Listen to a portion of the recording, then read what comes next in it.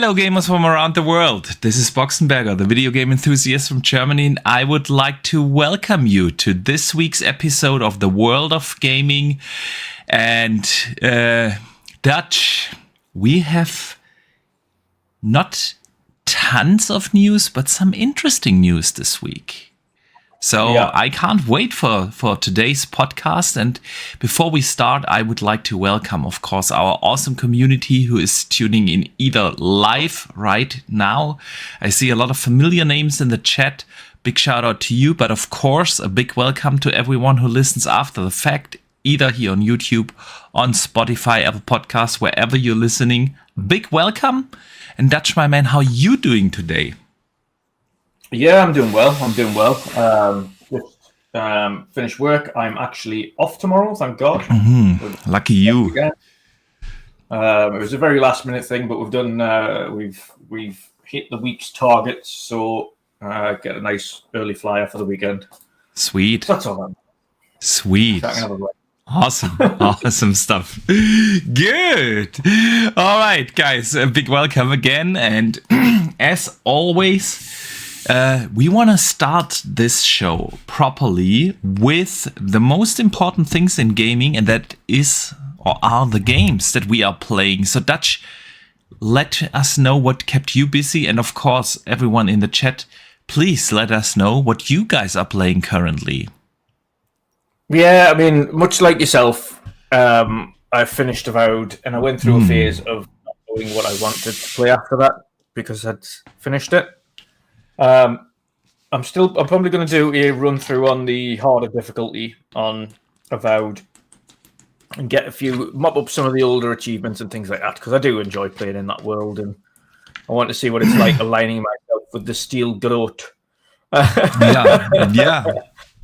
See how angry people get with us when I'm playing through that way, where I just agree to go with them. I've been thinking about that too, doing a playthrough and just being a complete asshole. Yeah, I'm thinking about that. So yeah, and I, to be fair, I absolutely loved that game. Yeah, me too. Fingers crossed. This is just the start of them doing, much like the Outer Worlds, them doing another one, and we get Avowed 2. Yes. And obviously, they continue the Pillars of Eternity, and they continue working on that in the background. I'm not sure if they are going to continue Pillars of Eternity. You never know. I don't think so. I mean, they have Grounded now. I think they are working on a Grounded 2, obviously. Mm-hmm. We have Outer Worlds 2. Yeah. We have Avowed now. And I mean, there's still these rumors going around that maybe they do another Fallout New Vegas. So I don't think that Obsidian, for the foreseeable future, is doing another Pillars game. Yeah. Well, you never know. You never know. But outside of that, then I noticed something that I had no idea had released in December, and no one had posted it, no one had mentioned it, but then why would they? Because it was such a niche game from like 30 years ago called Little Big Adventure. Mm-hmm. It was on PC, and they did a remake of Little Big Adventure 1 in December. I did not know that. Yes. So I picked that up. It's only like £20-something on Xbox. It's called Twinson's Little Big Adventure, Twinson's Quest. And it was called Twinson's Adventure originally, so it's just they kind of changed the name. They did the remake of the game. They kept it all as it was, but now they've got voice acting. Of course, it looks a little bit more modern, but it plays the same mechanically, so it hasn't really changed there. Of course, back then it was PC only. Yeah. I think it was on PlayStation as well, actually. I'm not sure. Right. But it was a bit clunky back then, but it plays well now. Like I say, they've got voice acting and everything in it. And it was just a big throwback for me. And I was like, you know what it is? I mentioned that I loved that game when I was growing up. And of course, the original released in 1994. So it's, over 30 years now. So I absolutely had to pick that up. And it's, I've loved it. And again, it's one of them things where I'm going through and getting all the different little side bits, doing all the hidden achievements and stuff for it that to do. And so, it's been a nice little blast from the past. something that I didn't realize was there, and then discovered it was. I just seen the demo, and I was like, "Is that the same? It can't be the same game. Is it the same game?" And then realized it had already released. So sweet, like, absolutely sweet. I totally did not know that. I have not seen anything about it. Yeah. Nobody mentioned it. Sweet. So yeah, man, I've finished Avowed over the weekend. I absolutely loved that game.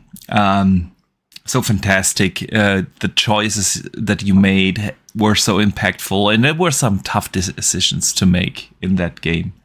I loved the gameplay. I think I think I said that last week. Yeah. If you think about first-person melee combat games, usually the first-person melee combat isn't really that good. If you think about games like, of course, everyone thinks about Skyrim when talking about Avowed, but even if you go to your likes of, I don't know, a Dying Light or something, it just doesn't usually feel that good. But Avowed just nailed that aspect. The combat felt like in Dying Light, it feels like you get gassed really quickly. Yeah, exactly. Yeah, after 2 swings. Exactly. And this is one aspect that Avowed just nailed. And I loved the world building. There was plenty of stuff to explore and discover, and in each cave or in each building you could find something, and the game just invited you to explore this world. So I had an absolute blast, and that I put up a post on Twitter. You've seen it. And I want to know from the community if you guys have that sometimes too. If you just finished a massive game, I spent like 35, 40 hours or so in Avowed, did almost every side quest except the ones that were collectible related. I hate those kind of quests. But other than that, I did all the side stuff as well. I really enjoyed this game. And after I finished, it's sometimes hard to start a new game. And you don't know what to play, even though specifically with games that I've loved playing as well. Though, like sometimes I finish a game and I'm like, yeah, now I want to jump into this, and I'm straight in. But with games that I've loved playing, I finish it and I'm like, I want to keep playing it though, but I've just finished it. Exactly. I don't want to start it just over again. I'm gonna do a second playthrough or so in a year before the next DLC or something comes out. But right now, and then what to pick up, was thinking about Kingdom Come Deliverance 2, but I'm still not 100% convinced, because as much as I loved the world and story in the first one, I hated the combat so much. So I'm not really in the mood. I'm, of course, waiting for games like Assassin's Creed, which comes out in 2 weeks, and then not really interested in Monster Hunter World, even though it's getting great reviews. Split Fiction is out, which I bought, but I haven't played it because I want to do that with the wife, So I need a game that I play for myself, and I downloaded Batman again, and I started Arkham Asylum. Again, right now I don't know. Let me know in the chat if you guys know that feeling after finishing a massive game that you just so loved so much, and you don't know what to start next. But in the meantime, Dutch, let us see what the community has been playing. So where are we here? Sith Lord has been playing Tony Hawk 1 and 2 and just finished up Mafia. Oh, Tony Hawk, getting ready for July. We're gonna talk about that a little later in the show, of course. Siki is playing Avowed and Stellaris. Nice. I love that. D Knox. Man, what a challenging name to pronounce. He says he's replaying all the Resident Evils because he's getting ready for the reveal of 9. Okay. Oh. And that reminds me, we are long overdue for an announcement of Resident Evil 9. Yep. Yes, we are. Yep. That's so true. You want 9 to go back to first person or third person? I prefer to see 4 has always been my favourite, and I just enjoyed the third person view on 4. Same. I think it just needs. I think it just needs to remain in the horror kind of element, and I think they need to maybe dial up the horror elements of it again now.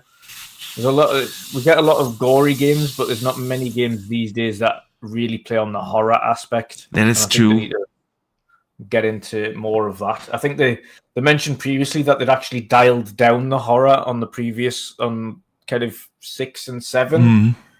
I'd really prefer it if they didn't, and I think they need to crank it back up again and just target, because Resident Evil is, I mean, the name kind of says it all, but they need to target more of the gore and the horror demographic.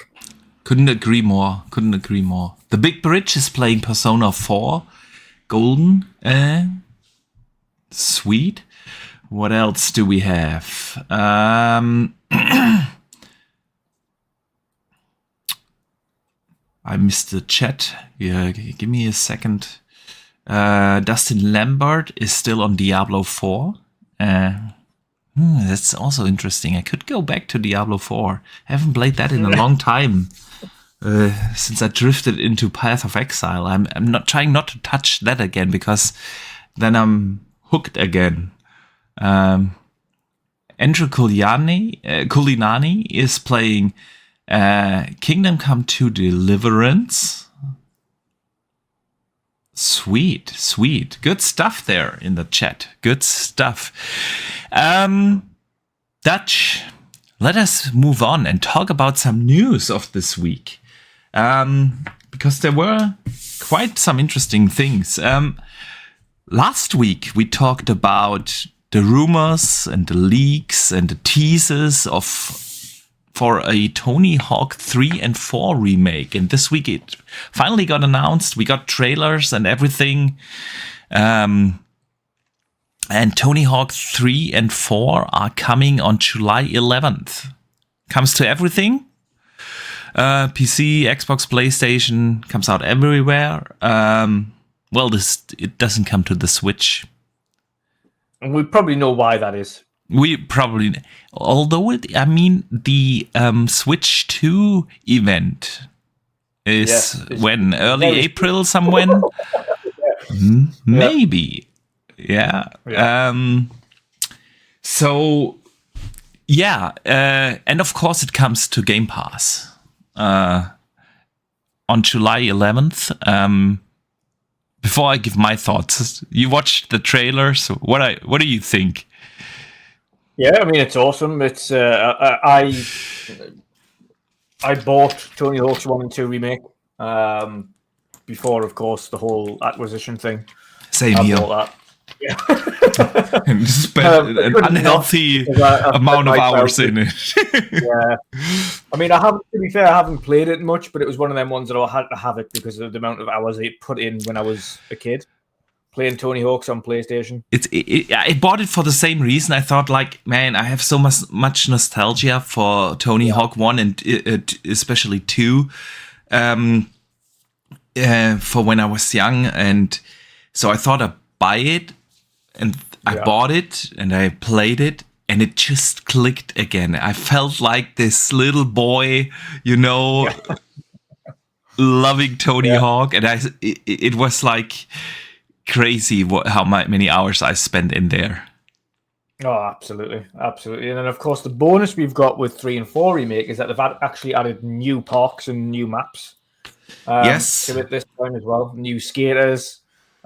They've brought Doom Guy back, and you've got all the Doom guys in there. So cool. Yeah, it's great. Great to see it come back. And I think a lot of people have said this, but let's avoid remaking 5 because that wasn't a good game. I've never played 5 because everyone kept telling me how bad it is. Yeah, So let's just jump into a new one after this. Yes. And use the mechanics of the old games to make the new game. And that'll be great. And then you can put all your new skaters in. Yeah.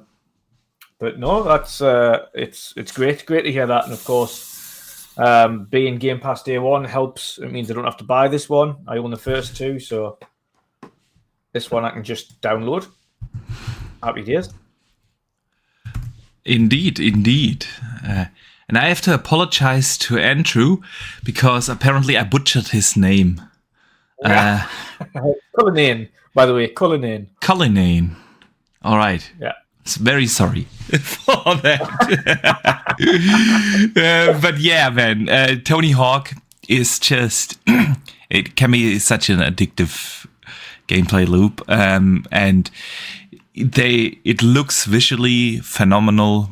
Exactly what you want it to look, right, in the year 2025.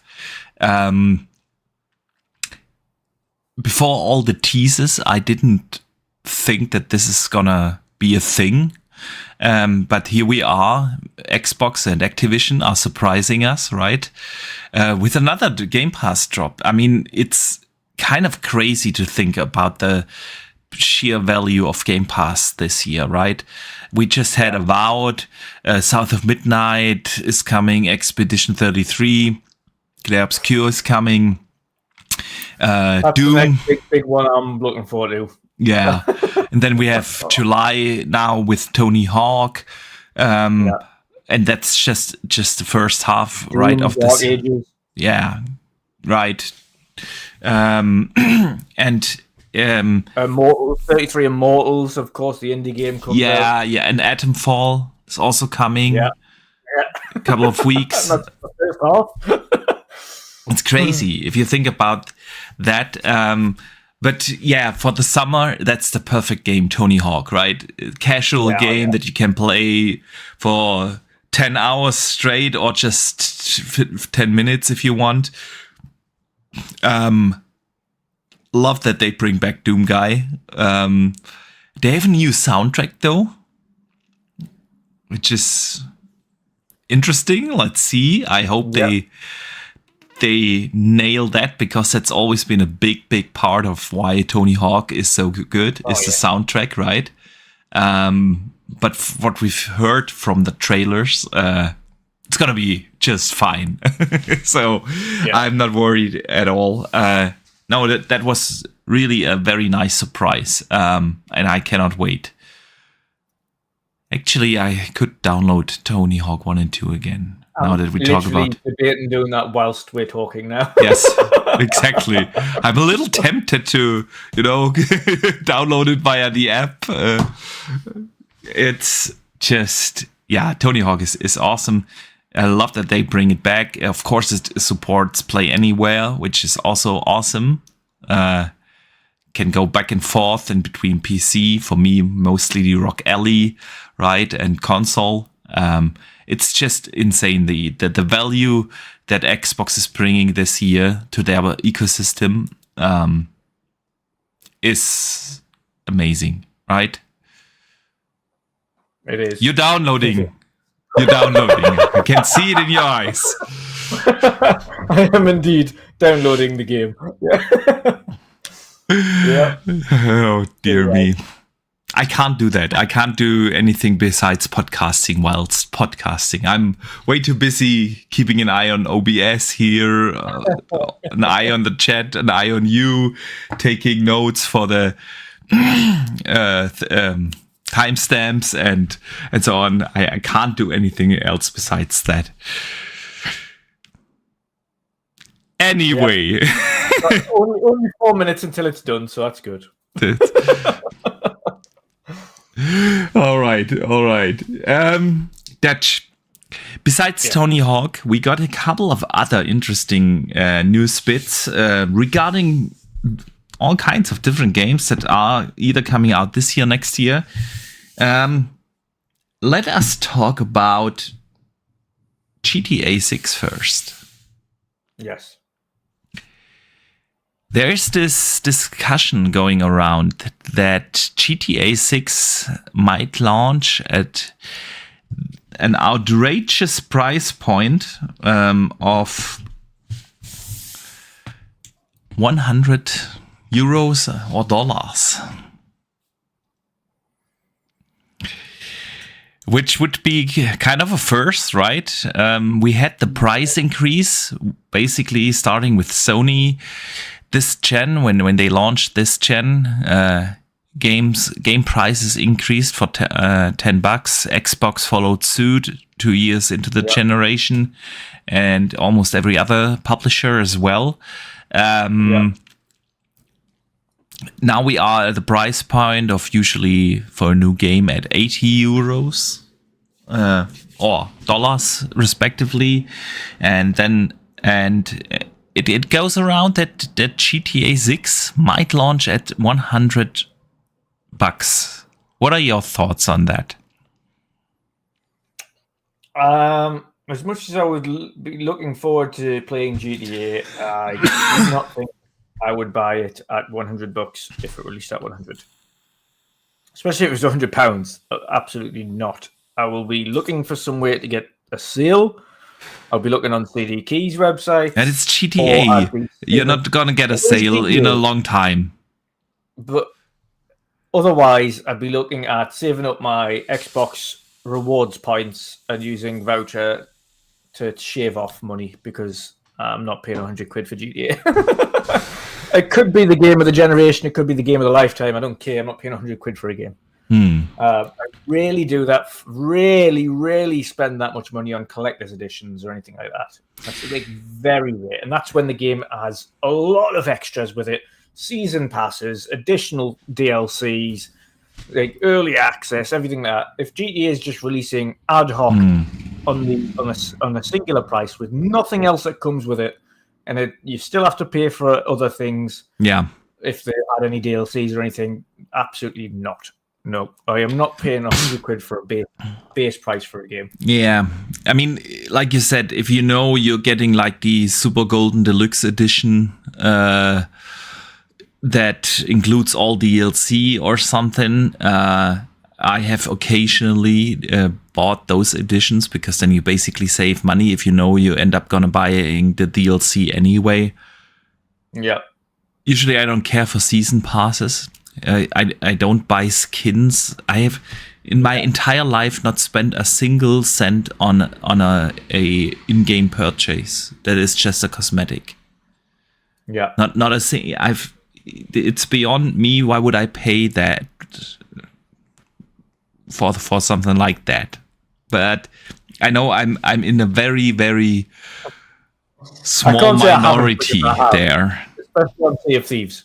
I've spent a bit of money on Sea of Thieves. Yeah, I have not. I can literally say I have not done that in any game. So if it's just cosmetics or things, I'm never gonna spend any extra money on it. However, it's now talking about GTA, and Siki in the chat said GTA will have $100 version, which offers GTA Online currency and 3 to 5 days early access. Well, I mean, then you would get something in return for that extra money that you have to spend, at least. However, I don't think that's what is debated right now. Right now, it's base game version coming out at $100. And if any publisher can get through with that, it's Rockstar, right? They'll still sell absolutely boatloads of copies. They will still sell that. Yeah. I'm more and if it would be this game, let's be real, we are not skipping GTA 6. It's not gonna happen. And the problem with it is, though, that it sets precedents for other games, right? Who's to say that Sony, who have been like in the front row when it comes to increasing prices and charging extra for stuff, isn't gonna increase game prices as well? Or EA, we all know how greedy they are, right? And I don't want the next Mass Effect to be $100 game. Let's be real there. And I don't want any game to be at that point, price point. Now, of course, we shall see if that's actually going to happen. and I know that GTA can get away with it, and I'll be part of the problem because I'm gonna still buy it if it costs $100 because I really, really want to play it. But I don't think it's a good thing for the industry overall. I don't know how you see that. Yeah, I agree. It's not good for the industry overall.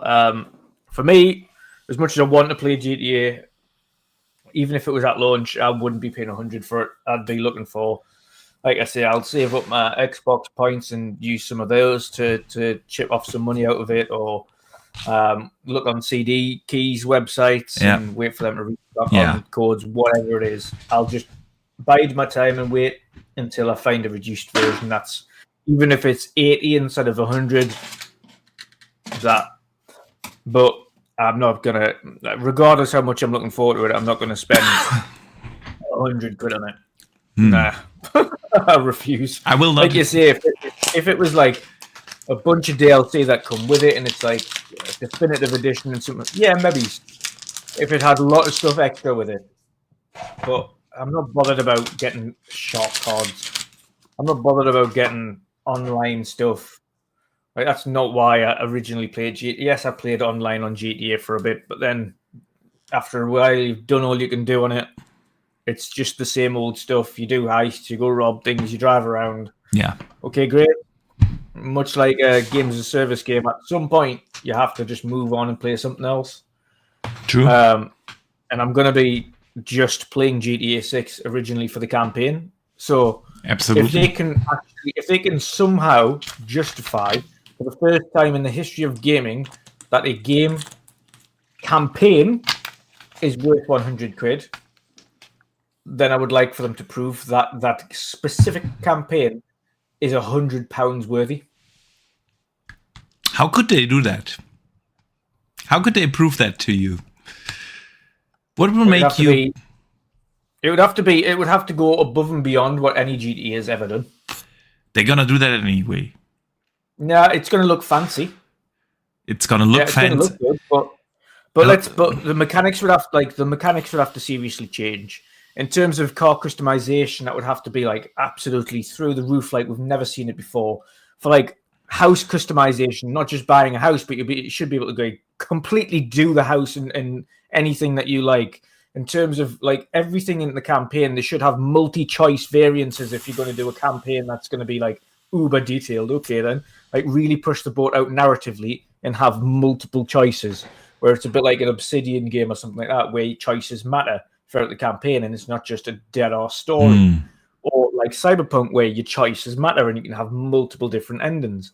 Like, it would have to really change the way that GTAs usually go. And of course, yes, do the still wacky and wonderful GTA games and their GTA stories and the way that they portray things, but they would have to seriously evolve the mechanics within the game in all areas to justify why that should be £100. I mean, Rockstar has always usually excelled at their gameplay mechanics. If you look at the jump from GTA 3 to 4, if you look at Red Dead Redemption to 2, so I have no doubt that this will be an absolute fantastic and phenomenal game, and that they will introduce a lot of stuff and things that we haven't seen before.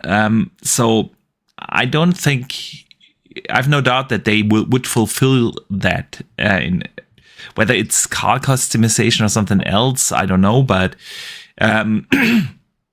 of course, Rockstar is gonna smash it with and kill it with GTA 6, and that's why I think, or why I said, of course, a GTA can get away with that.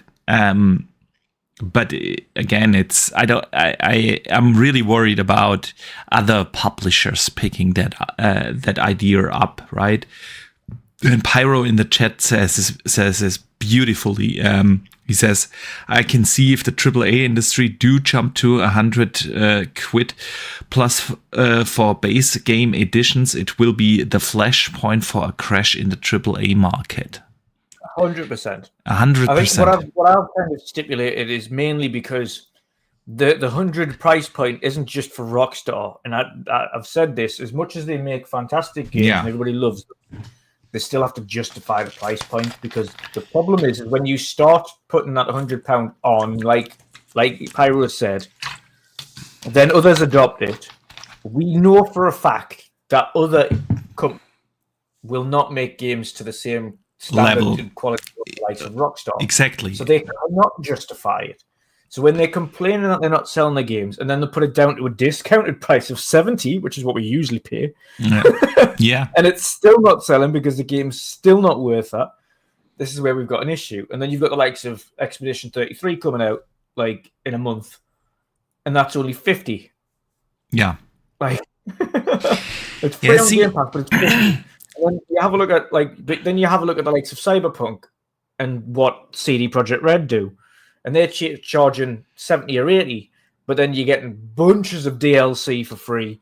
Or, for instance, you get the DLC is only an extra $15-20. Yes. So if you did that on that, then and provide you with like 25 to 30 other amazing hours of gameplay. Exactly. Yeah, I mean, the thing is, if you look at this on a little bit a higher level,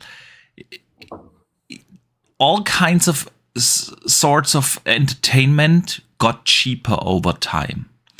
Yeah. Because everything is now available completely through subscription services, right? The entire music industry is based on subscription services. Whether you have Spotify or something else, doesn't matter. Yeah, nobody is like buying a full-priced album anymore. Yeah, everyone subscribed to. So music got a lot cheaper for people in general, right? You look at books. Everything's available now. Every book is available through a subscription service. Movies and TV shows. Everything is available on some subscription service. Who is buying a movie anymore, right? This is ridiculous to think about. Or like an entire season of a series or something. Who's buying that anymore? Some series or movies are just on Netflix, others are on, I don't know, Amazon or Disney, but at the end of the day, it got a lot cheaper to watch and get your content, right? And gaming is the only form of entertainment that didn't get cheaper. I mean, there's Game Pass, right? And that's what we said earlier. There is so much value in that, obviously. But if you look at it, there is 0.001% of the games, overall games that release worldwide, actually coming to Game Pass, right? It's the combined. There's more than 2,000 games coming out this year, at least. And how many of those are going to Game Pass? It's like only a fraction of it. And since the gaming industry hasn't moved entirely over to some sort of subscription services and things like that, increasing the price point to $100 for, in general now, not just GTA, but like you said, most other developers are not providing the value of €100 game, right? We know a lot of developers will just stick the price on. Yeah, agree. That's the problem. And that's what I think Rockstar need to kind of. Yes, they're going to be. Well, it's not our responsibility, but it kind of is, because the moment somebody tries it is the moment the rest of the industry tends to follow.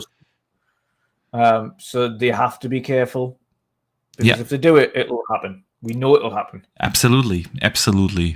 And EA or Sony are going to be the first to follow suit. Will. Yeah, EA will be the first. I agree. The next FIFA. Ultimate Edition will be 150. There you go.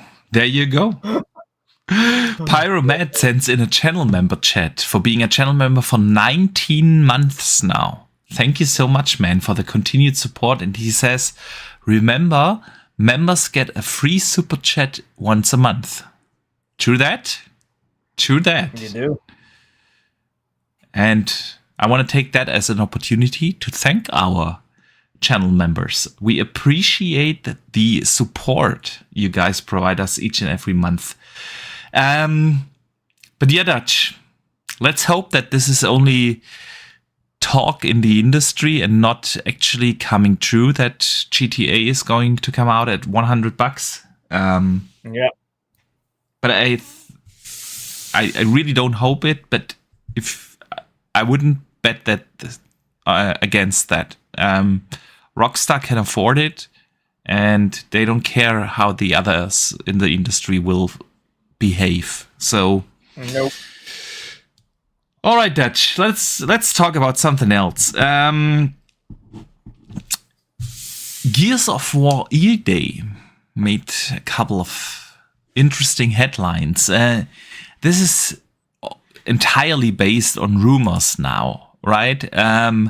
It's nothing official, but a relatively known leaker, Ecstasis TV, leaked a couple of things, and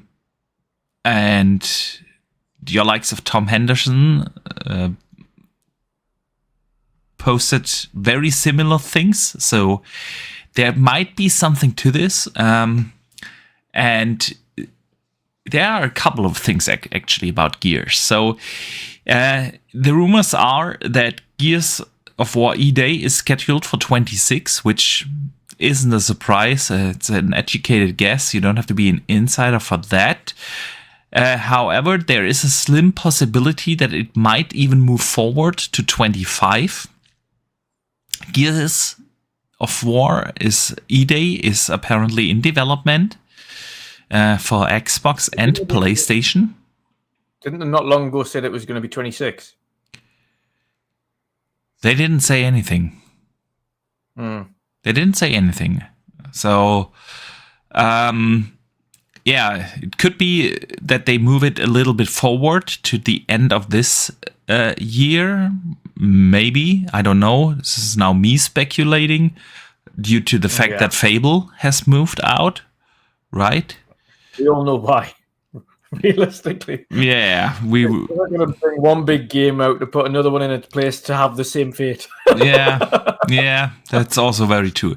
So apparently it's in development for Xbox and PlayStation.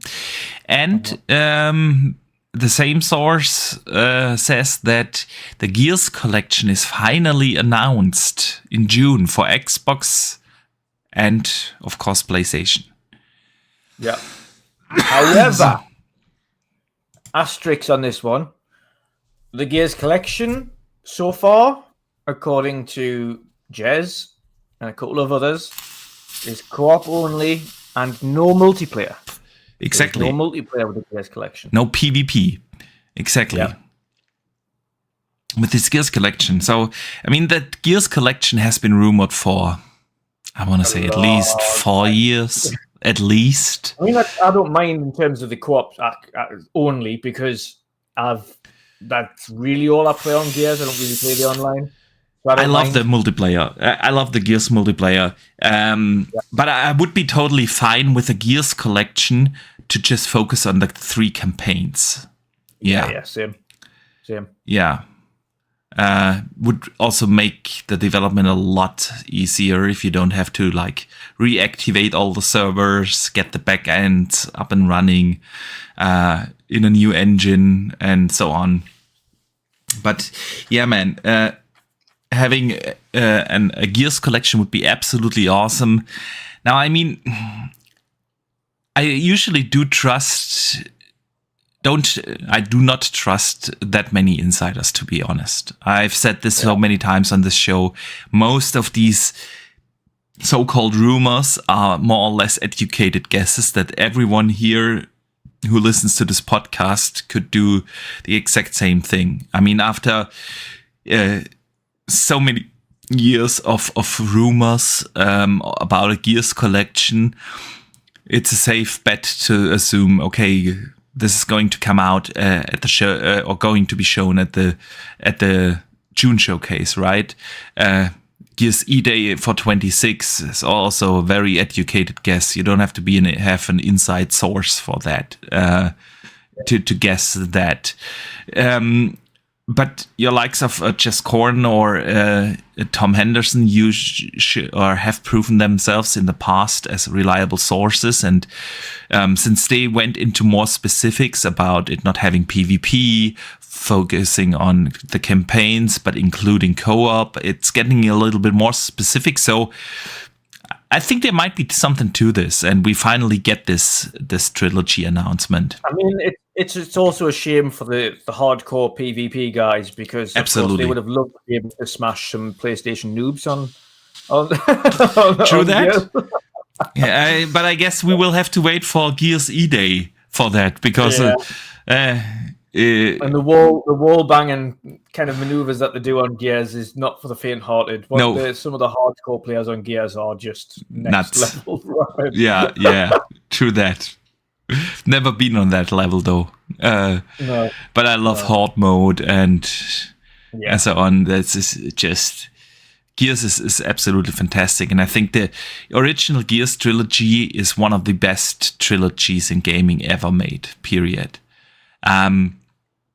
I remember playing it for the first time. I thought, okay, this is like a dumbass shooter thing, with the bro dudes, the big muscles. Yeah. But then it actually has such a phenomenal story, right? Yeah. Great characters, great writing, there are moments in there that just get to you. Yeah. I'm not going to spoil anything here because... Yeah. Even though the games have been out for a long time now. A new generation of them have not played it. Exactly. Yeah. So, but in Gears 2... he says, not sure the point of the trilogy when Gears want to be available via BC. A lot of younger kids aren't going to go into backwards compatible and play old-ass games. Yeah. Regardless of how good we say they are. Absolutely. So, when they've got E-Day coming up... remaking those, or at least remastering those for a new generation of players to play them for the first time, especially if it's the campaigns. That's to bring a new generation of players into it. And now they've also got PlayStation 5 and PC that are going to be getting those. PC as well. Don't forget that not all Gears games have been released on PC. Yeah. Was it 4 and 5 that went to the PC? Yeah, 4 and 5 definitely. And the Gears Ultimate, the remaster of the first one, but 2 and 3 never made its way to PC. So, that makes sense. That's the ultimate reason, So, new generation of players, just before E-Day, get everybody playing the original trilogy again. Yeah. And then E-Day comes out. Naturally, E-Day is going to be, by the looks of things, on every platform. So then, of course, they can just go, right, okay, now you've played 1, 2, 3, here's the next one. Yeah. And the thing about the next one is that it starts before 1, 2, and 3. So that everybody's got used to the story now, then it gets them a prequel, and then we'll see what they do with the next one, because after that, you've got 4 and 5 would need ported to PlayStation. Yeah. Before they continue 6. I mean, like you said, it makes just so much sense to do that now with Xbox's new strategy to bring their big games even day one or a few months after its release to PlayStation. Gears E-Day is probably not the best starting point, but it's one of their biggest blockbusters that they have in the pipeline, right? So if you want to bring that over to PlayStation, it totally makes sense to remake the original trilogy, get people on PC or on PlayStation introduced into the Gears universe with the best that the Gears series has to offer, which is 1, 2, 3, right? Yeah. Totally makes sense. And also for Xbox fans, right? It's Gears E-Day being a prequel to the original trilogy Yeah. coming out next year, 26, and you release somewhere in this fall the trilogy. It just totally makes sense. And I think if we don't see the trilogy, the remake trilogy this year, it's never going to come out. Yeah. I agree. I agree. It's been so long that we for decades. For decades. It feels like a decade. And if it doesn't come out this year and it's going to be revealed this year, it'll never see the light of day. Yeah. So, yeah. Siki says he's never played any Gears. Gears 5 was too stiff for him. I mean, I can understand the stiff thing because Gears is a clunky game. And the movement's like very snap to the wall and like cover-based shooter. But it's fantastic. Yeah, it's good. It's still good, but I can understand if you don't like cover shooters, then you definitely won't like Gears. I mean, not every game is for every gamer. That's true. But it's one of the best cover shooters out there. Graphically, it's always a showcase. You just can't you can't go wrong with a Coalition. Like they are up there with some of the best. I mean, I cannot wait to see what ED looks like. Yeah, true. Oh god, it's gonna especially since they're going back to the more horror look of it. I mean, don't get me wrong. I actually really enjoyed Gears 5, but it was very colorful. Popping colors and very vibrant. And if you go back to the first one and the second one, they have dark, gritty art style, especially in the first one. You have these. There's a little bit in 4 actually that was a little bit dark. I think it was at the beginning before you go meet Marcus Phoenix. Yeah, it was a little darker, but it was still like very. Then it got bright. The forest, very lush colors, vibrant colors, and so on.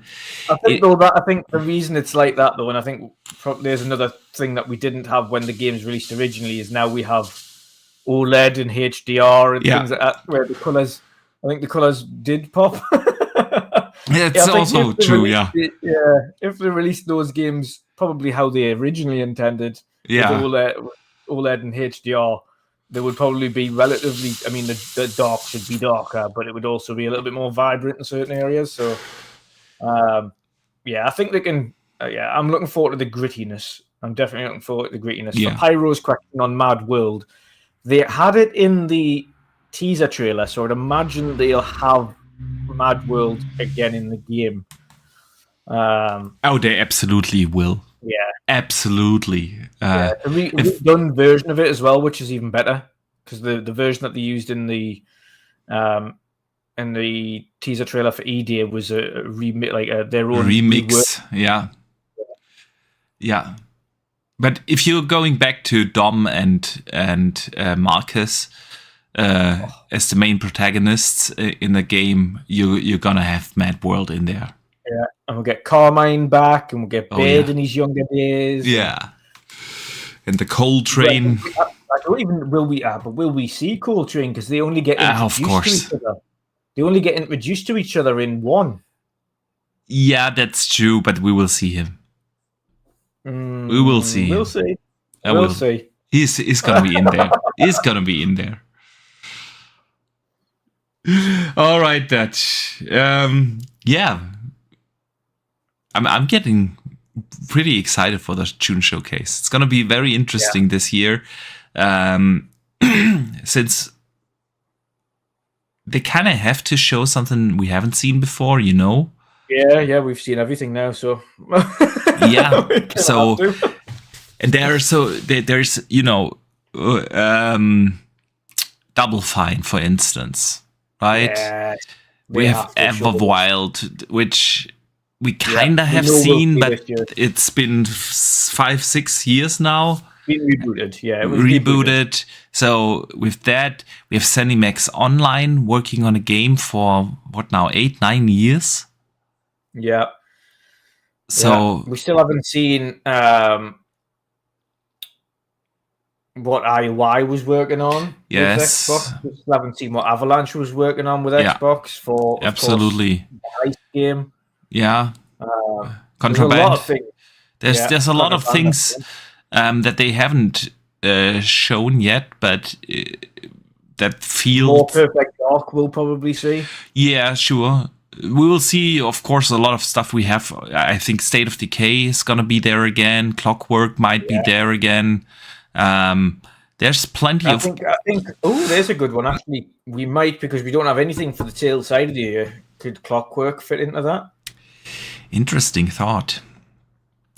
Because I mean, we do have... We have to... We saw it. When we saw it. Yeah, we saw it. Me to this day. Was one of the most polished things that we saw at the showcase. It was like, that is game. That is the game. And that was... that was that last year? I think it was 23, right? Yeah. Yeah, so it's been a while. It's been a while. And I could see Clockwork. Since, I mean, they have basically at least one game a month in the first half of this year. Now with Tony Hawk in July, right? Doom and everything. The second half, we have Call of Duty, which obviously, but then just Outer Worlds. Yeah. So Clockwork, maybe squeeze in there. Clockwork, the Gears collection. State of Decay. Nah, State of Decay isn't this year. I don't think so. State of Decay is next year. State of Decay is next year.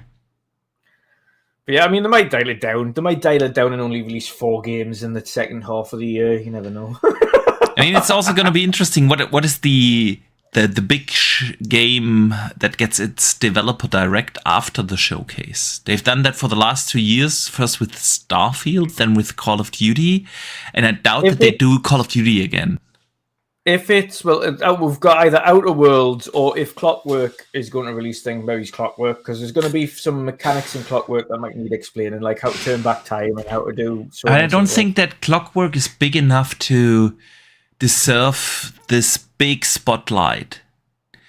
I could have placed a bet that it's Fable, right? Fable is that kind of game. It's massive. It has this massive blockbuster AAA shine to it. It is unless they literally just leave, and people might not want to hear this, but unless they just leave the directs afterwards for Call of Duty, because Call of Duty got a huge fan base these days. Yeah, that they need to just service Call of Duty on its own thing at the end of the show instead of just giving them a little bite. In which case, then we don't see a direct per se for other bigger games that we want to see. I can potentially see them just doing that every year. I hope not, honestly. Yeah. And not just because I'm not the biggest Call of Duty fan. I like the campaigns, but I'm not playing the multiplayer. I don't want that. I love that because they have those blockbusters now in their pipeline that deserve such a big spotlight after the June showcase. All eyes focused on one massive game. Starfield was perfect. I totally understood why they did Call of Duty last year, because they needed to let everyone know, hey, the Call of Duty is with Xbox now, right? But they don't need to do that this year again. I mean, I could see them do Gears, honestly. Possibly. But would they need a deep... What would you need to deep dive Gears for? Yeah, you explain the Gears collection first, and then you explain the multiplayer, and you tease the story. I could see that. Or they just stick with Fable. And Fable this is what I said last week or 2 weeks ago when we talked about the Fable delay, that I don't think that Fable is going to be delayed like an entire year, and that it's going to be a fall 26 game. I think it's a spring 26 game, and with that they could still do that. You know, if they bring out Fable, let's say in February or March, They could still do the massive developer direct. Yeah. Or it could be Outer Worlds. Again, is Outer Worlds big enough? You know, you had Starfield, you had Call of Duty, and then Avowed. Pardon me, Outer Worlds 2. I don't think that Outer Worlds 2 is big enough to follow in those footsteps. Yeah. We shall see, man. We shall see. All right, Dutch. Let's move on. Let's go over to PlayStation again. They made a few headlines this week, but honestly not in a good way. A lot of layoffs have been happening across different studios. Some studios were shut down entirely. So the visual arts, PlayStation Visual Arts Studio has been hit with closure and layoffs. The Malaysia studio as well, and a couple of others have been hit as well with layoffs. And this is following, of course, the cancellation of all these live service games. Yeah. I mean, first of all, I hope that all the developers will land on their feet real quick that have been affected, right? But yeah, after canceling so many games, this was bound to happen, right? 100%.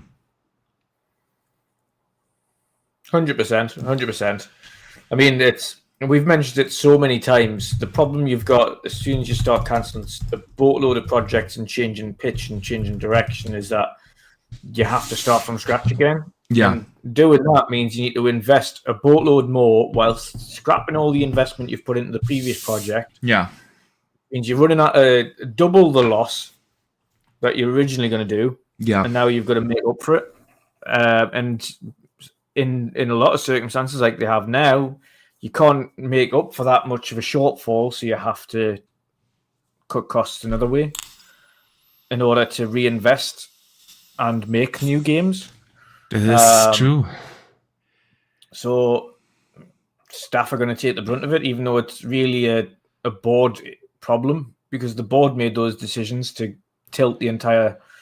And cancel games that have been out already, like a Concord, or cancel games that have been 5 years in development, like at Bend Studios, right? Or the God of War games as a service title, and so on. When you spend that much time and with that much money on game development, then cancel it and just lay the people off, I don't know. Not a good light. Nope, not at all. Not at all. And it makes you wonder again about the pipeline for PlayStation first-party games. We've been saying it a while, and the problem is that not enough people are talking about it, especially the gaming media. Yeah. They're just not talking about it enough. Like, they'll happily talk about, and it's daft because we've never been the ones to defend Xbox on this, but you have to say Xbox, in terms of their pipeline, they've been very open about, we've been dry for years and we haven't really been putting out the amount of things that we've said, and we've broken promises about that. But we have been working on it, and now we're starting to see the fruits of that labour. But we have called them out in the past for having absolutely nothing available. We called them out on launch the Series X when they had nothing available, and delaying things constantly and pushing things back all the time, and having issues. And we've tried to be, for the last couple of years, we've been calling out the fact that Sony's lineup has been bone dry, and they simply do not care about giving us the information about what their working on is. Yeah. What is your plan? What is happening? And they're just not speaking about it. And no big gaming media is actually covering that properly into the way it's meant to be. The likes of Jason Schreier, who should be going in and going, what is actually going on? Yeah. What is going on with the company, and where are you currently sitting when it comes to your pipeline? Because there is no transparency. You're resting on your laurels. You're thinking that your name's going to carry you forever. It will come a point, regardless of how big Sony is, if there's just no first-party games going there, it will eventually start to impact every other area of the business. And we're seeing that now impacting the staff, and you're having to let people go because you've made choices that have ultimately impacted long-term finances of the company because you've cancelled loads of projects, and now you're having to repivot and go back to single-player stuff. And the only way you can do that is by going, right, all the multiplayer stuff that we've been working on for live service, just knock that on the head. Yeah. We don't care whereabouts it is. Now we're going to have to start from scratch. And it's just not good. They have to speak about it because ultimately, what have we, like, outside of Ghost of Tsushima, Death Stranding 2, which isn't their own title. I just was about to say that. That's not first party, right? Not first party. So we've got Ghost of Tsushima 2. What else have they got? I mean, they have Wolverine and Intergalactic. Intergalactic. There we go. 3 games for the rest of the generation so far. That's the thing. Intergalactic is years out, right? Yeah. I highly doubt that this game is even a 26 game. 27, yeah. Probably a 27 game. And with Wolverine having suffered these massive leaks, that game is also probably... And there's not at even least 26, not if not 27, right? And that's about it. And all those studios that fantasy aspect as well, you have to think the way Square have been talking, there's not even a guarantee that the next Final Fantasy is going to remain Play Sony exclusive. The way they've been speaking about it, it's kind of up in the air as to, we need to put it everywhere. We haven't really been seeing what we thought we'd see by working in this particular partnership and getting the results that we thought we'd get. So it's the strategy's not working, so we're going to have to pivot our strategy to make sure it's released everywhere that we can release it. So there's no even guarantee that that's going to be a sales point for Sony. Same goes for Hideo Kojima, right? He put Death Stranding now on our Xbox as well. So yes, there will be an exclusive period for Death Stranding 2, but he's now also very involved with Xbox. Again, Death Stranding 1 being on Xbox now. There's another thing for Xbox at the June showcase. The Kojima's game. Forgot about that. OD. Looks like PT. 2 years. Is that 2 years? Is that 2023? I think it was 23 when that was showing off, wasn't it? I think so. Game Awards, right? Yeah, I think it was actually. Yeah, you're right. Game Awards 23. Yeah. Blade. Yes, Blade as well. Yeah, Blade as well. Oh God. Oh good lord. Oh God. Is this what I'm saying? We've got a pipeline of things that we know Xbox is doing, so we don't need to chase Xbox for game pipelines anymore. No, not at all. Not at all. We need to chase them on other things, but PlayStation, the problem they've got is that we know their hardware is not going anywhere. They keep making hardware.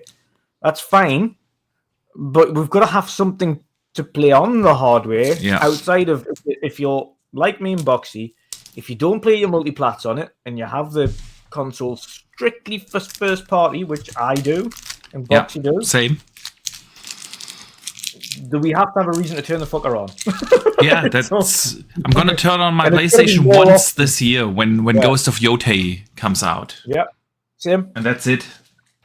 And then, like you said, nobody's really talking about that in the media landscape. And if you think about this, Bend just had to cancel their game that they've been working on for 5 years.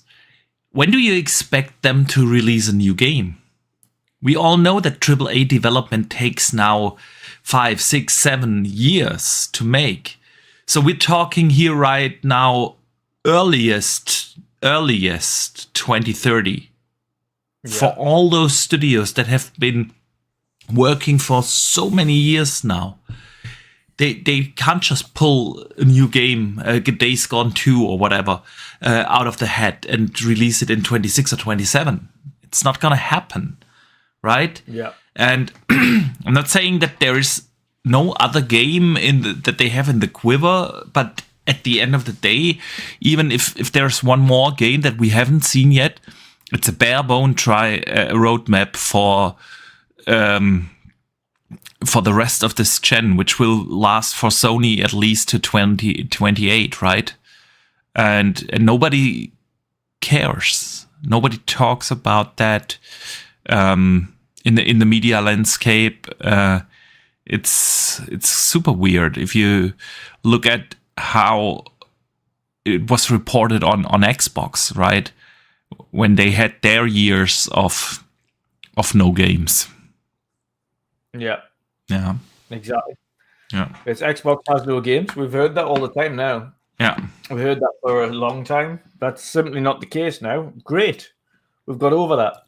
But you have to hold them to the same standards. I don't care what their past has been, because you're only as good as your previous month. Yeah. I don't care what they did 4 years ago and how good they were in the PlayStation 4 generation. Like, that team's gone. That is gone. That was last gen. That's not this gen. This gen, they haven't been anywhere near as good as they have been in the previous gen. Not even close. Not even close. The vast majority of games that we've started the generation on PlayStation have been multi-gen. So they've been PlayStation 4 and PlayStation 5. The vast majority.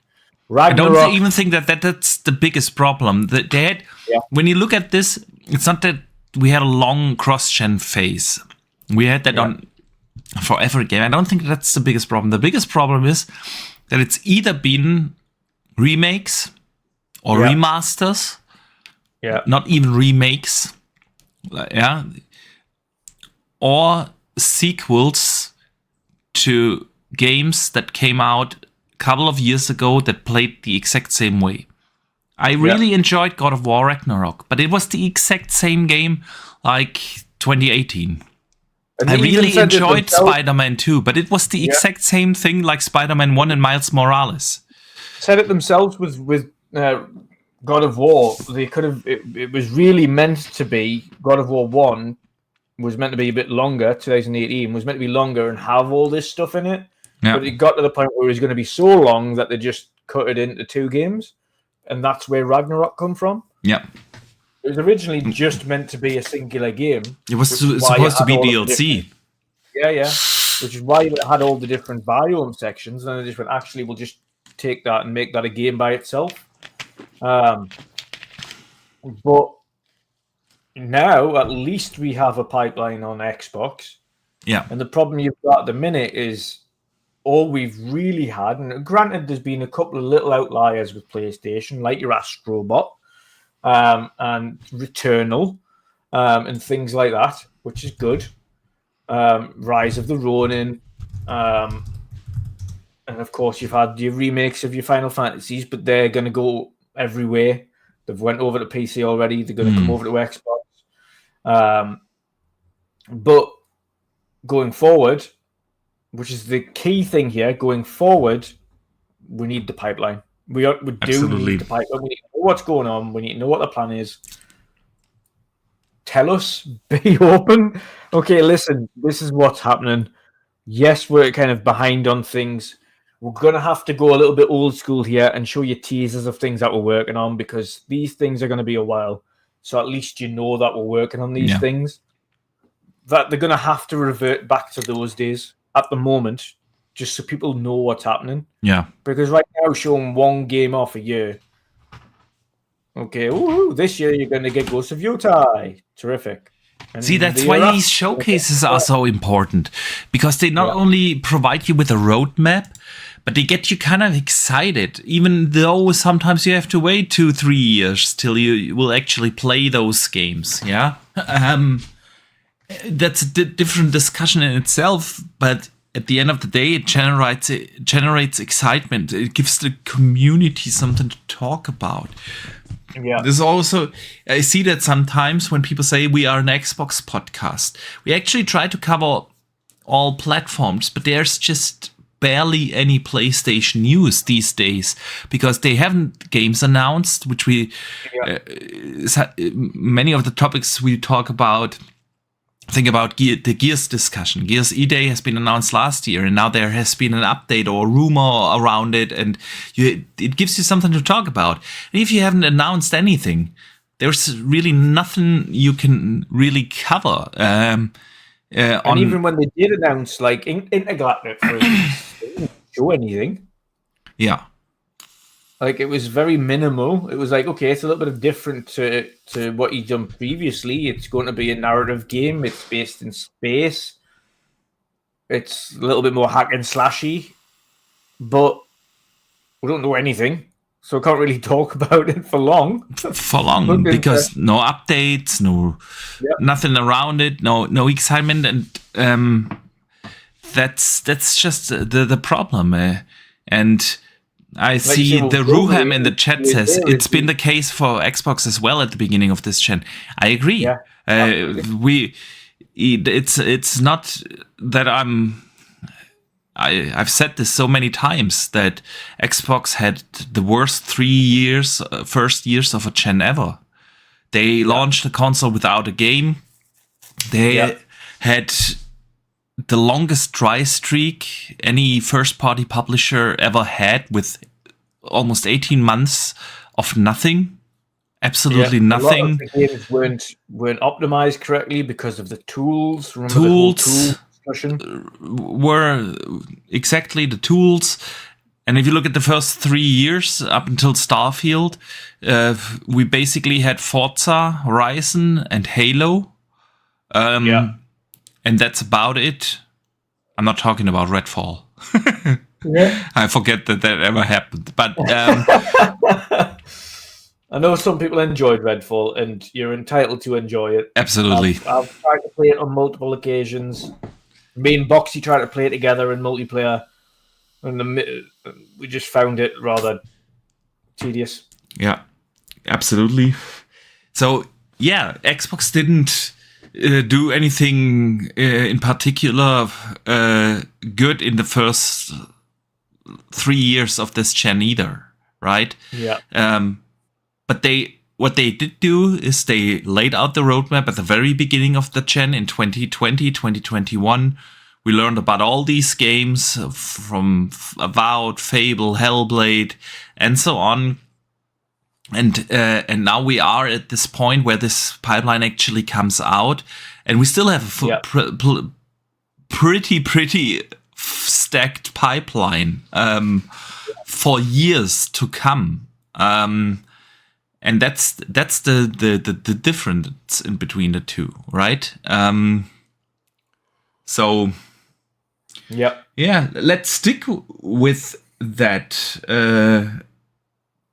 topic, Xbox and the future of Xbox, because we also learned something interesting this week, that apparently the Call of Duty 2026, whatever it's going to be called, is apparently also in works for next gen.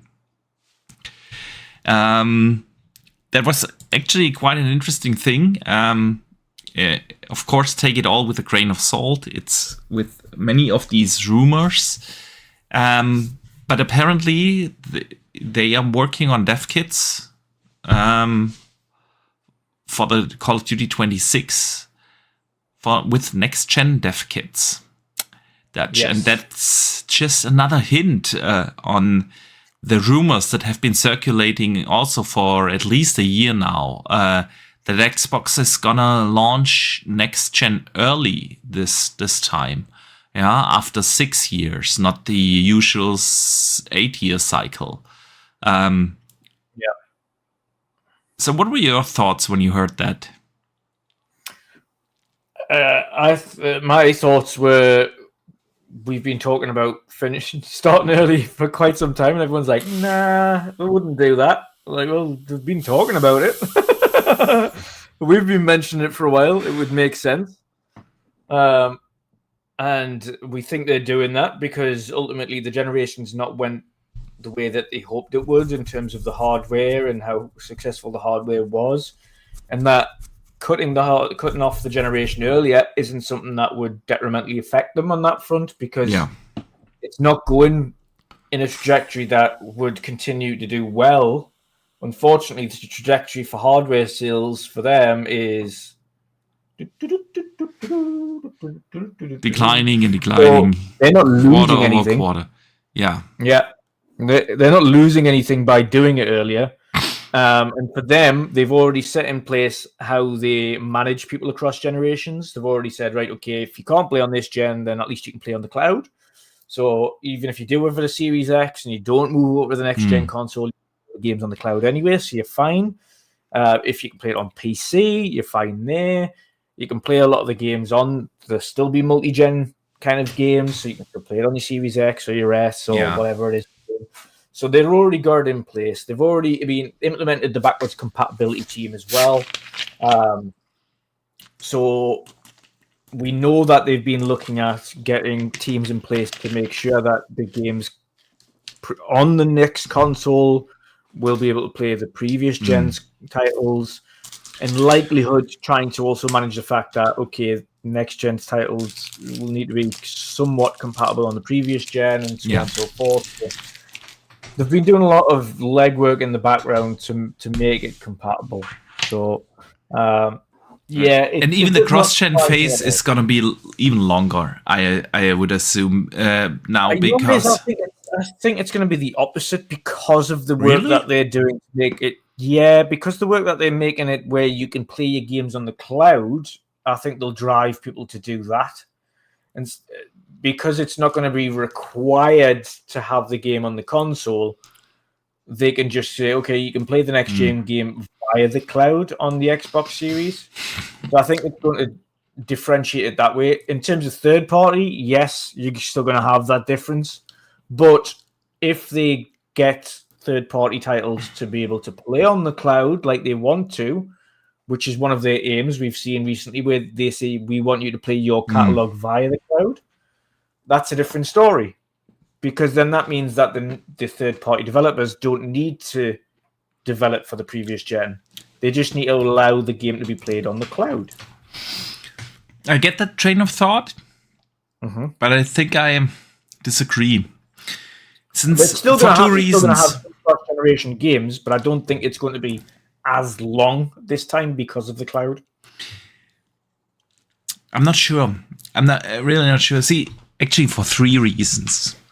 I can think of three reasons that speak against that. The first is it took them a long time to get the server infrastructure up and running. Yeah, it took them 3 years or so to properly equip all the servers with the Xbox plates to get the cloud system running. It would take them again almost probably the same time to get the cloud infrastructure updated now from a Series X cloud or Xbox Series S. It's more the S in the server structures to update that. That's one thing. The other thing, games are now the standard to be built at least for Xbox and PC, and the PC version is so super scalable. So there's really no reason to not scale next gen games down, similar to what you do when you play on a low spec PC and release the game also on Xbox Series X. That's the second thing. And the third thing is, I don't think that Xbox is really going to introduce the next Xbox as a next gen. I think they will, because I've said this before, that you know that.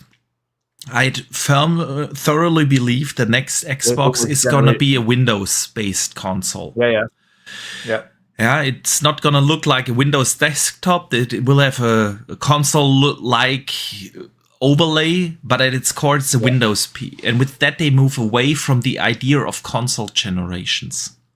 Yeah. Because what you basically buy is a PC. And PCs we will see quicker hardware iterations after that. Maybe even third-party developers making hardware, Xbox hardware, your Asus or Lenovo's or whatever. And I think when you have a console that runs on Windows and basically runs the PC version of the game with that, there's really no need to think in this way how we think about console generations anymore, because you can release the next hardware iteration, I don't know, 3-4 years later, and just play all the games again on there, and we will not have this. Okay, now we are here at a new gen, and after a certain cross-gen phase, you will not be able to play your games on the old console, and you have to buy the new hardware. They will move away from that. That's entirely against their entire strategy, where they say everything's an Xbox and you can play everything everywhere. And so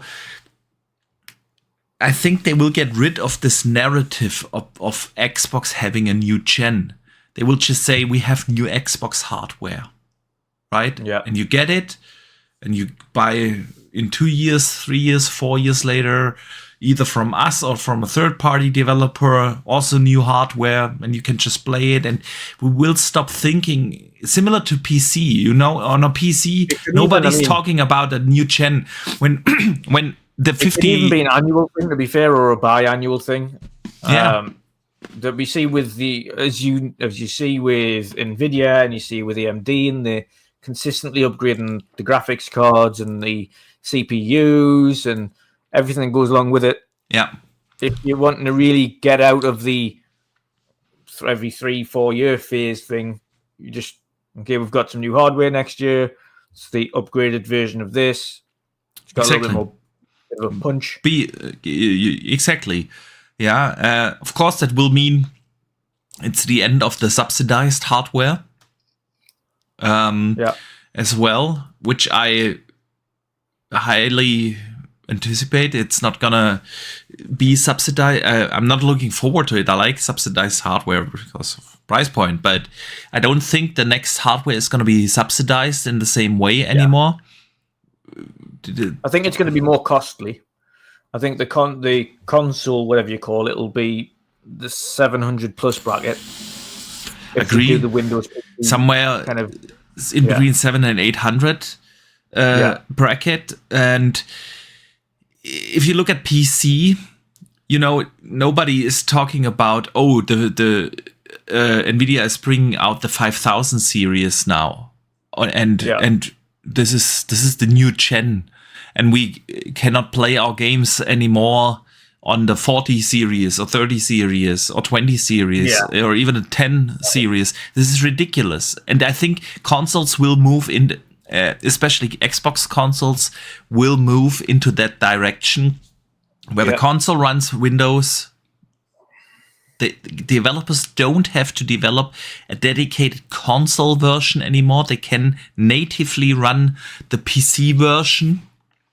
You know, the only thing I still request, that the only thing that's going to be the bottleneck, they need to make sure they've got enough I don't care if they're using the cloud or AI. Make sure you've got enough VRAM and make sure you've got enough RAM. Yes. Please, for the love of God, Xbox, that's the one bottleneck you're going to ever have. Yeah. It's going to be your RAM. So make sure you've got enough VRAM. Make sure you've got enough fucking regular RAM in there to get you enough horsepower. No bottlenecks, please. And don't do a customized solution thing where you have like... No, not your own bespoke one. If you're going to be allowing upgrades of RAM, then just allow people to put in regular PC RAM sticks. RAM sticks, and don't make it complicated. But I doubt they will. Honestly, the next Xbox, since it's going to be a PC, they might still follow the APU thing. Yes, but there's no like custom solution in terms of how they handle memory.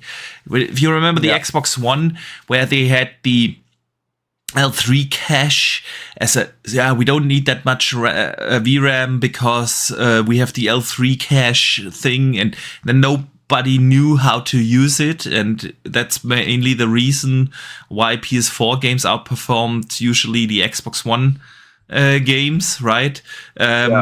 It was the same in the PS3 generation, where they had that what was that chip called? Help me out, Dutch. I know what you're talking about with the PS3, where it was really awkward. I'm blanking on the name. I can't remember its name. I can't remember it. Where they had a super customized CPU that no developer was able to use because it was something only available on PlayStation. And as good as the idea was, stick with industry standards, right? Yeah.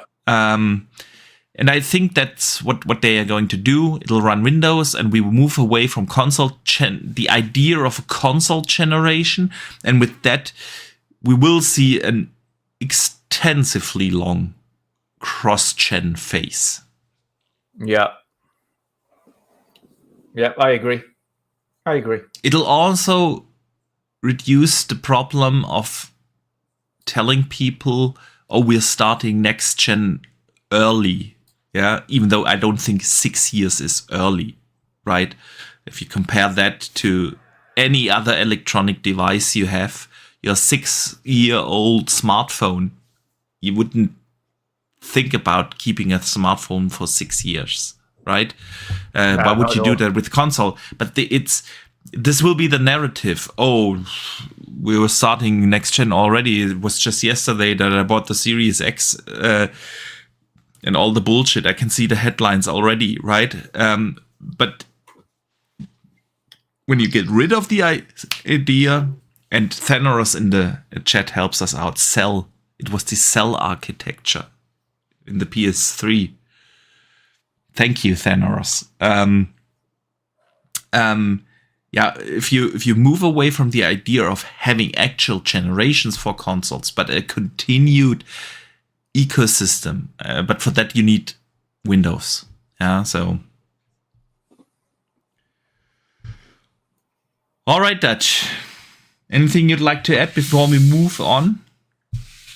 No. Okay. According to rules, we told you so. We're always on the money, Boxy. We're always on the money. Yeah, true that. Let's stick with the Xbox. Hellblade 2 made some headlines, man. They were nominated 11 times at the Bafta Awards. Yeah. Which, even though not that many people watched the Bafta Awards, to me, the Bafta Awards, and that's not because Hellblade is nominated 11 times, we've said that. We say that every year, basically, before the Game Awards that are in December, that the Game Awards has so many flaws as a award show. It's cool to have all the game announcements, a game showcase, towards the end of the year. Everyone's watching the Game Awards for the trailers and announcements, and with that they get like massive views, but nobody gives a damn about the actual awards. But if you look at developers, publishers, and people that work in the industry, the Bafta Awards and the DICE Awards are the two awards that actually represent gaming in a more professional way than the Game Awards do. Yeah, absolutely. Yeah. They do consider the entire year. I've never seen any debate on nominations at the BAFTA or the DICE Awards. But every year we discuss, why is this game nominated and not nominated at the Keighley Award show, right? It's a lot more transparent. It's a lot more comprehensive in terms of its nominations, and Hellblade 2, man, 11 times nominated. What are your thoughts here? Yeah, like you say, these awards, like you say, a little bit more professional. Some of the DICE Awards, true, by industry professionals, and they're looking at things from more of a professional angle than it is a fan angle. So it's more industry recognition for them, for those in the industry and those that work in the industry, as opposed to the Game Awards that Jeff hosts, which are just from the media that review the games, which isn't really industry professionals. They're just people like me and you that happen to be writing about games for a living. Yeah, true. So yeah, it's for them. It's more of a. I think they'll be finding it a little bit more pleasing on that aspect that their peers are looking at them and awarding them for technical achievements or sound achievements or whatever it is across the board. Yeah. And for those that act in the industry, they get involved. The ones that, again, on the technical aspect, they're the ones also looking at it. So, yeah, it's more of, like you say, more credible, but also more professional. Yeah. These both DICE and the BAFTAs more professional than the Keeley Awards. Absolutely. So congratulations to Hellblade. Let's see how many awards they will actually take away.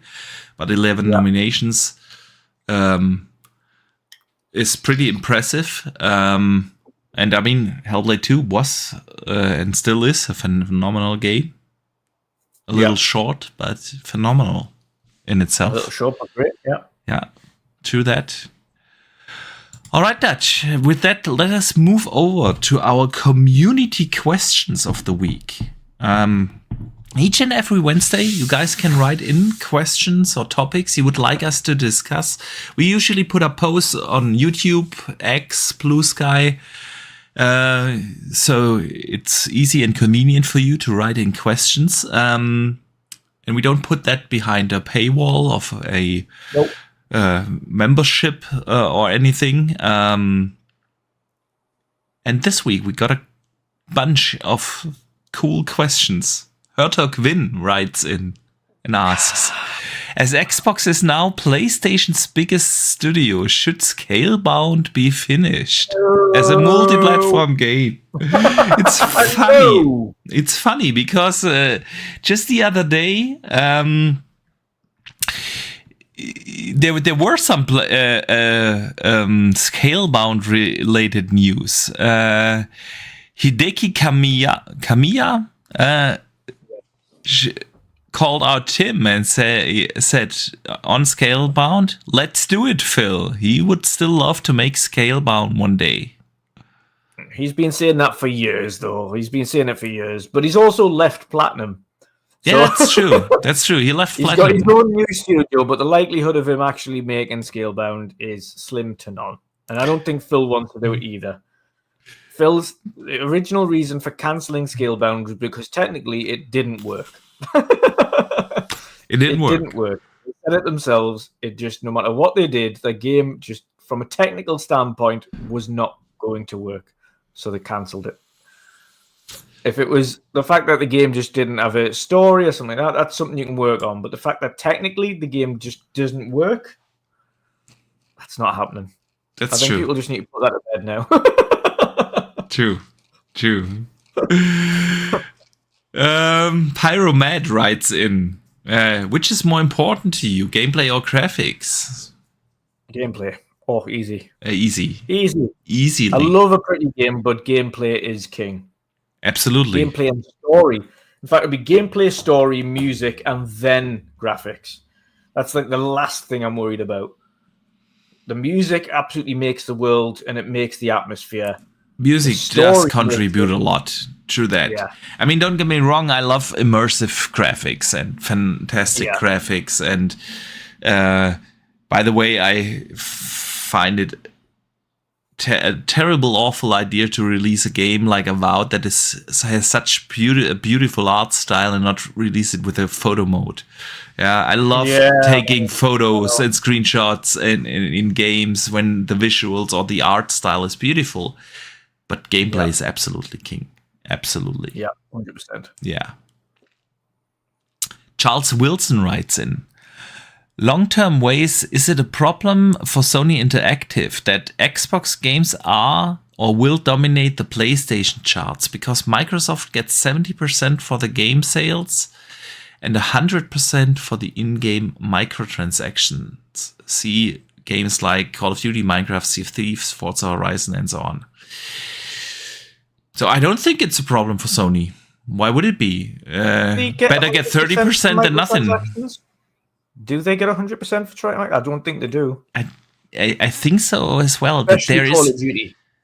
especially Call of Duty. You're not getting 100% for the microtransactions. I don't think so. I don't think so. And even if that's the case, I mean, it's a slippery slope. Yes, obviously it's going. I mean, I think from what we learned about Call of Duty specifically, anyway, is that the terms that were offered to them for Call of Duty going forward, because Microsoft owned them, were actually more beneficial to them than they had previously under Activision. That's according to Activision themselves. They said actually Microsoft's proposal to them for keeping the game on PlayStation and bringing the game over to them, it was more beneficial for them on the new terms that Microsoft had laid out, so they actually get a little more than they did previously. Yeah. But again, Microsoft owning the product now, yes, they get 70% of that. So it's a significantly bigger cut than Microsoft ever got for Call of Duty. And of course, they've got a slice of that pie that they never had before, which is all of Call of Duty kind of profits on PlayStation. They never used to have any of that. So, yeah, of course, they see that. Is it going to be a negative for Sony? Yes and no. Yes and no. It depends on how successful the Xbox games are on PlayStation. If they are so successful that they're taking away from the limelight of any games that they release, which is making their own games less profitable. Yeah. Because they're not selling as many because the Xbox games are doing so well, then yes, it's going to be a negative. But ultimately, if Sony put out the quality that we know they're capable of going forward, then it shouldn't be.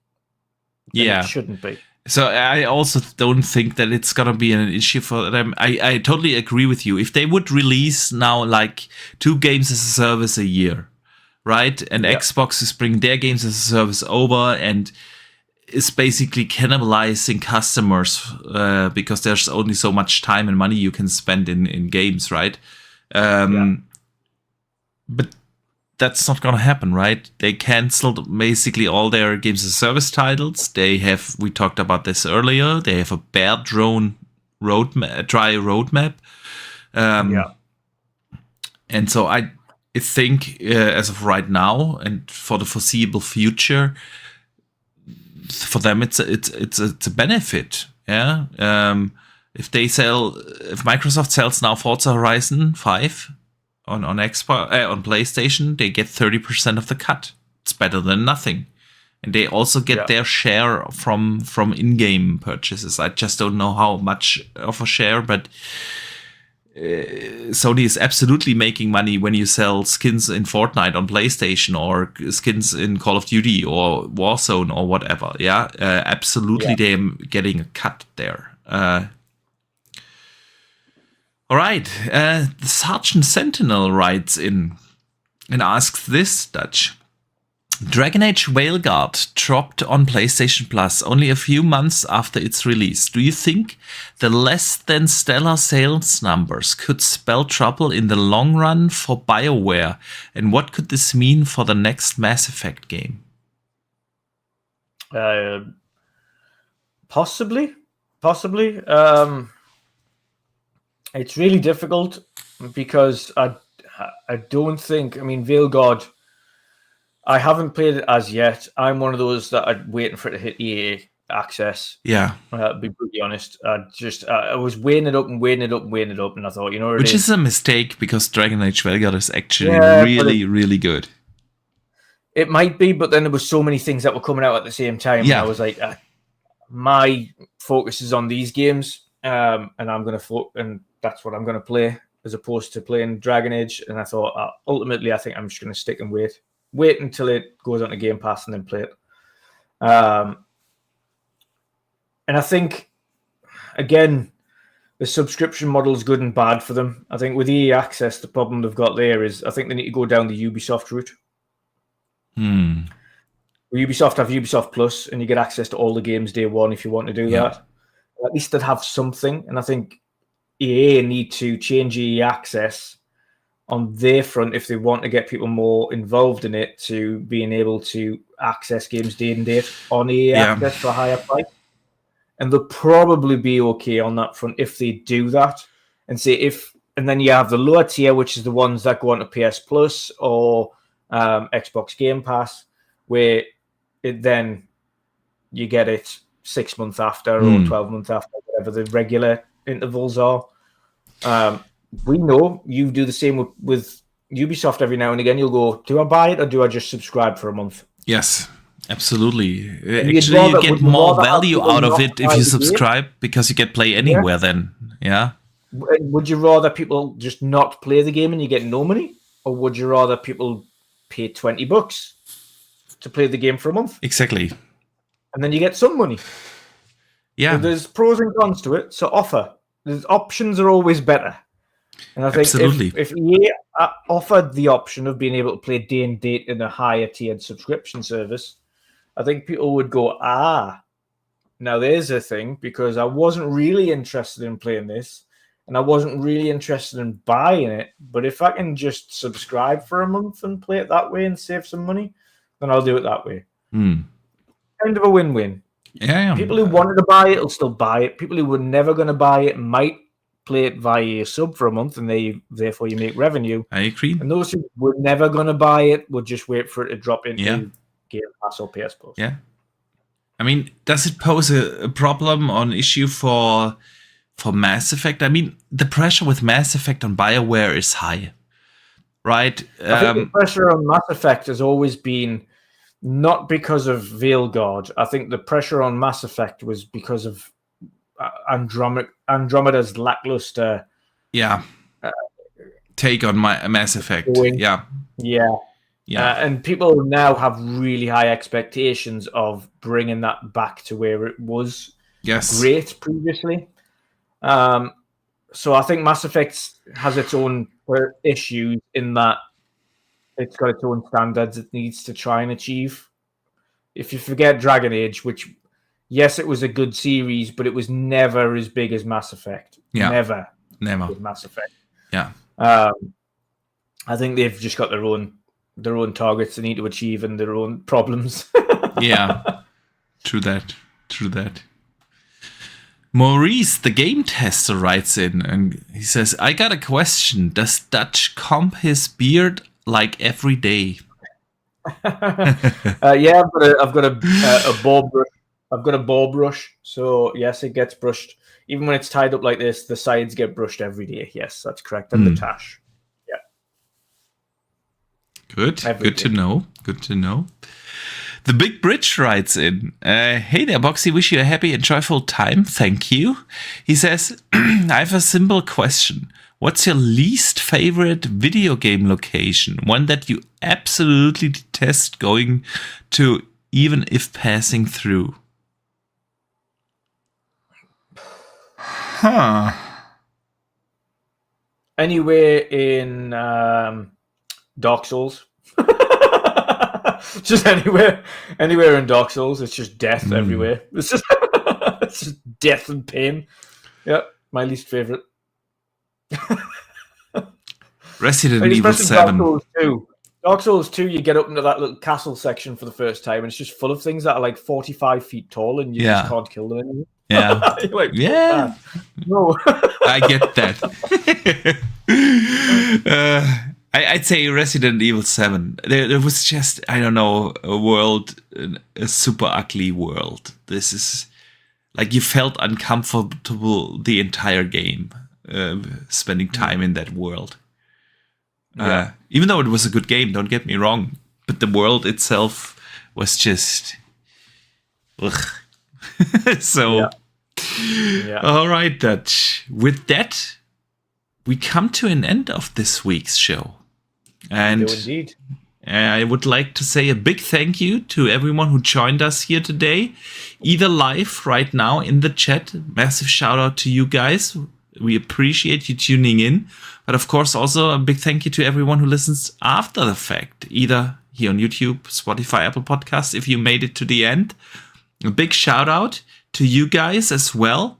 And Dutch, let everyone know what you're working on, where they can find you. What do you have coming up, man? I haven't really got much coming up. I might stream at some point over the weekend. I might, well, probably not. Probably maybe Sunday night. I might stream some point next week. I haven't decided yet. I haven't got an imminent hike planned yet, but the next hike I will do will be recorded and uploaded, and I'll do a nice vlog there. I know exactly where we're going to go for the next one. It's just getting it organized time-wise. As you know, adults, especially the guy who I'm going to hike with his kids, is much easier to organize when you're younger and you don't have families and things. So, true. Yeah. I know that all too well. Yeah, just waiting to get that planned and a date set, and then we can do that. But no, other than that, just chilling. I'm going to, after this, play some Tony Hawk, and then everybody can find me everywhere on X, Twitter, YouTube, you name it. I'm everywhere, Wondering Dutch. But yeah, it's been a blast as always. Absolutely, it has been a blast. So I can't wait for next week's show. I'll be playing probably more Batman over the weekend, as well as maybe Tony Hawk, man. I'm just gonna download that right after the show. But yeah, other than that, I'm really looking forward to be back here next week. Big thank you to everyone again who tuned in. We hope to see you back next week. And until then, don't forget to game on.